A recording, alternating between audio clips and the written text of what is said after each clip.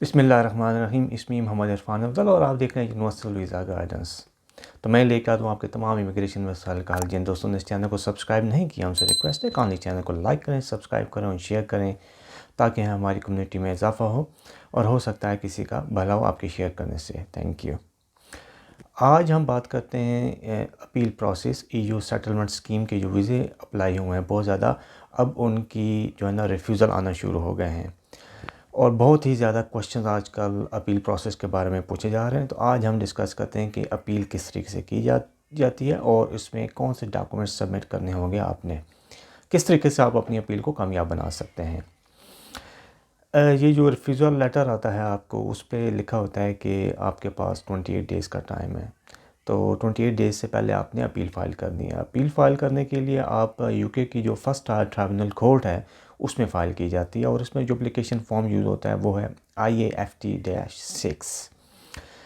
अब आपके पास दो ऑप्शन हैं कि आइदर तो आप only depend upon the documents, कि आप कहते हैं नहीं हम पेश नहीं होते हैं, कोई भी पेश नहीं होगा तो हम डॉक्यूमेंट्स के बिहाफ पे अपील करते हैं, सिर्फ डॉक्यूमेंट्स को देख के फ़ैसला किया जाए। दूसरा होता है कि नहीं हम ओरल हियरिंग सुनना चाहते हैं, मतलब हम अपनी तरफ से कोई वकील भेज देंगे, सॉलिसिटर तो बैरिस्टर या आपका कोई स्पॉन्सर भी जा सकता है, तो वो अलग प्रोसेस है। दोनों की कॉस्ट अलग है। पेपर जो एप्लीकेशन है उसकी कोर्ट फीस है 80 पाउंड और जो ओरल हियरिंग है उसके 140 पाउंड है। अच्छा, अपील प्रोसेस से पहले आपको अपने डिसीजन जो रिफ्यूज़ल लेटर आता है उसमें देखना होगा कि अगर उन्होंने आपको एडमिन रिव्यू का राइट दिया है तो पहले आप उसको अवेल करें, क्योंकि वो क्विक है और थोड़ा सा चीप भी हो जाता है। उसकी कॉस्ट ओनली 80 पाउंड है और उसका डिसीजन विद इन 28 डेज़ आ जाता है, लेकिन अपील में टाइम लगता है। अब अपील के लिए आपको मैं सजेस्ट करूँगा कि लीगल एडवाइस लाजमी लें कि किस तरीके से अपील फ़ाइल की जाती है, क्योंकि बहुत से लोगों ने केसेस अपने फ़ाइल किए हैं और अब उनके रिफ्यूज़ल आ गए हैं क्योंकि उन्होंने कोई लीगल एडवाइस नहीं ली थी। 3 तरह से अपील सबमिट की जाती है कोर्ट में: बाय पोस्ट, बाय फैक्स और बाय ईमेल। अब जो हम बात करते हैं कि डॉक्यूमेंट्स के हवाले से, आपने कभी भी ओरिजिनल डॉक्यूमेंट सबमिट नहीं करने। Signed and completed application form fill करना है आपने। कॉपी ऑफ रिफ्यूज़ल लेटर लगानी है।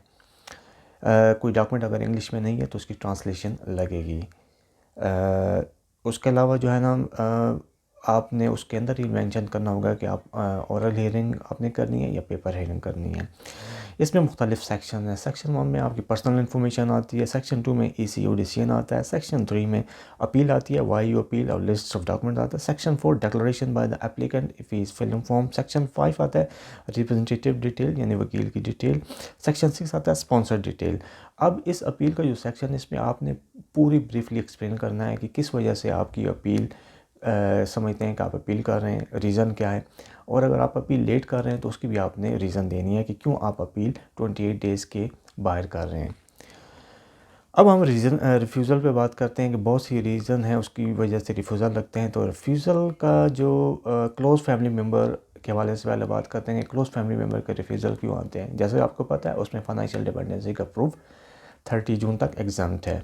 तो उसमें बेसिकली एक ही रिफ्यूज़ल है कि आप रिलेशनशिप को प्रूफ नहीं कर पाते। रिलेशनशिप को प्रूफ करने के लिए आपने वो तमाम डॉक्यूमेंट्स लगाने हैं जिससे ज़ाहिर हो कि वो आपका फैमिली मेम्बर है। बर्थ सर्टिफिकेट बहुत ज़रूरी है। इसके अलावा जो फैमिली रजिस्ट्रेशन सर्टिफिकेट होता है वो लगाना बहुत ज़रूरी है। एक्सटेंडेड फैमिली मेम्बर के हवाले से मैं बात करूँ कि बहुत ज़्यादा रिफ्यूज़ल आ रहे हैं। रिफ्यूज़ल की रीज़न ये है कि जो यूरोपियन शिफ्ट हुए हैं यूके में, वो 3-4 रसीदें लगा देते हैं। 3-4 रसीदें इज़ नॉट इनफ। आपको प्रूफ देना है कि आप EU में जब थे तो वहाँ से भी उनको पैसे भेज रहे थे। Money should directly send to the applicant. किसी और के नाम की आप भेजते हैं, इस वजह से भी रिफ्यूज़ल लगते हैं, तो इससे अवॉइड करें। एक दफ़ा फाइनेंशियल डिपेंडेंसी स्टार्ट हो जाए तो उसमें ब्रेक नहीं आना चाहिए। मिसाल के तौर पे ये है कि 2 महीने भेजे, 1 महीने नहीं भेजा, 3 महीने नहीं भेजे, फिर 5 महीने भेजे, नहीं, आपने कंटिन्यू हर महीने पैसे भेजने हैं जिसकी वजह से रिफ्यूज़ल लग रहे हैं। तो आपने इन चीज़ों को एक्सप्लेन करना होगा कि किस वजह से जो है ना ये रिफ्यूज़ल नहीं लगने चाहिए। अगर आपको कोई क्वेश्चन है इस हवाले से, काइंडली मुझसे क्वेश्चन करें, मैं आपको उसका रिप्लाई करूँगा। आई होप आपको ये वीडियो पसंद आई होगी। अपना और अपने इनके लोगों का बहुत ख्याल रखें और मेरे चैनल का भी। Thank you.